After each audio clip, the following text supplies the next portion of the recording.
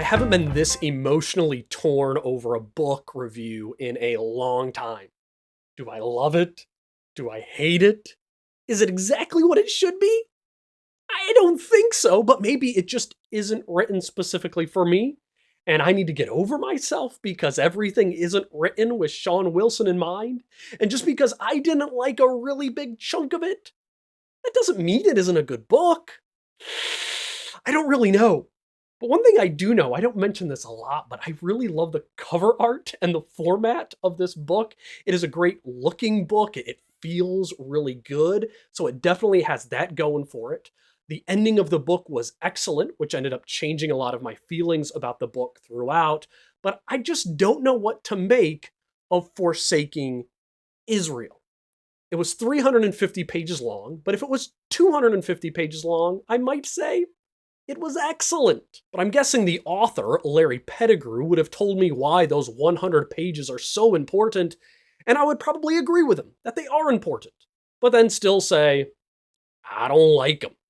Now, in the end, you might need to read this book yourself, because I don't know how helpful I will be in my opinions. Welcome to Rev Read, your home for book reviews from the perspective of a pastor. If you are new to the channel and want to discover more educational or controversial books, please subscribe to the channel in order to stay up to date with the current reviews. And if you're a regular to the channel, please like this video, share it on social media in order to help others dive into Larry Pettegrew's book, Forsaking Israel. Forsaking Israel by Larry Pettegrew and a few others tells the story of how and why the church forsook Israel very early on in our history, and how covenant theology then solidified that forsaking in granite. And now we should allow the reasoning of dispensationalism to bring Israel back. The book begins by tracking how Israel was forgotten or replaced in the history of the church. It begins with the early church fathers and moves up through today's covenant theology. I thought Pettegrew was accurate in his representation of the early church fathers and their almost immediate replacement of the church for Israel in church history. It was a very good representation.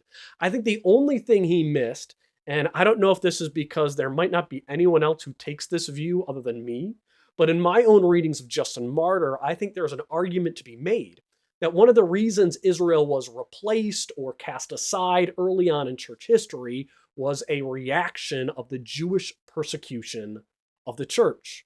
And while that wasn't included in this book, I think he was right on in how the church, in an attempt to argue for their own legitimacy to exist, cast aside Israel's history, or they retconned it to make it their own. His take on Augustine and the Reformers was also accurate, and I felt like a really good length as he covered their views without becoming overly long or burdensome to the reader.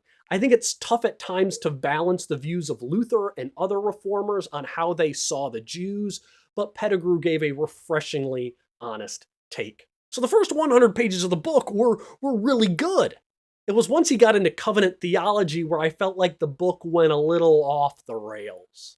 The problem was that covenant theology didn't really make any changes or advancements on the church's view of Israel.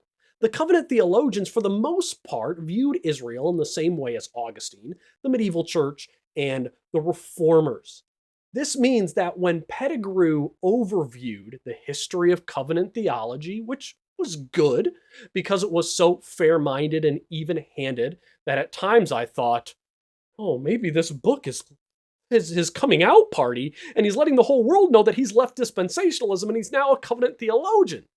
If anyone ever has complaints that dispensationalists reject covenant theology because we don't understand it, they should be pointed toward Pettegrew's work here in this book.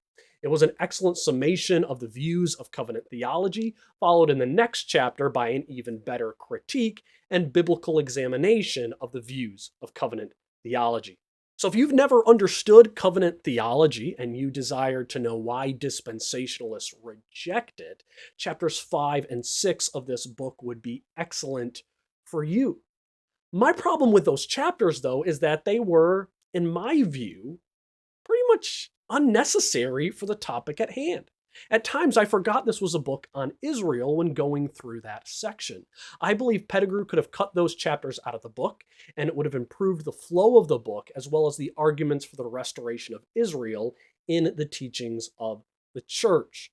So, in a 350-page book, for me, nearly 100 of the pages in the middle did not serve the subject matter at hand. Now, the remainder of the book on the role of dispensationalism to understand Israel was very good. Although I could have done without the whale and the elephant chapter, it was well written and the author made some good points on how dispensationalism brings the most glory to God. I am personally just not a fan of those types of arguments. What I mean are the arguments such as why dispensationalism brings the most glory to God, or why Calvinism magnifies God's grace, or why covenant theology is the most logical view of God's decrees. I don't like arguments that are based on my view does whatever aim I have the best, because I believe they are too subjective and too often only resonate with those who already hold the view of the writer. The points in this chapter were correct on how dispensationalism does bring glory to God. I just don't think it's going to sway any covenant theologians to come over to our side. I really liked the chapter on the Olivet Discourse. Excellent, excellent stuff. The next time I walk through Matthew in my own teaching, I'll be referring to Pettegrew's work. Any Christian who struggles with their understandings of the teaching on the Mount of Olives, this is really very good work. But what surprised me was that in this book, my favorite chapter was a transcript of a sermon by a Reformed Episcopalian from 1878. I never expected to enjoy a sermon transcript from an 1800s Episcopalian, but here we are. Bishop William Nicholson spoke of the gathering of the Jews to the land of Israel in 1878. And he did so in the same way that a 21st century dispensationalist would today, even though he never could see any hope for the regathering of a secular Jewish nation in the land of Israel in his own time. So he spoke on two installments of gatherings of Jews into Israel. One secular, followed by one spiritual, and what he said was basically prophetic. I think it's really easy for dispensationalists today to speak on that because we've seen the establishment of a secular Jewish state in the land of Israel, and now we're just waiting on Christ to come back. But Nicholson hadn't seen that yet. But he had his dispensationalist view of the Bible. And that view led him to a conclusion that was right, even though it seemed impossible in his own day.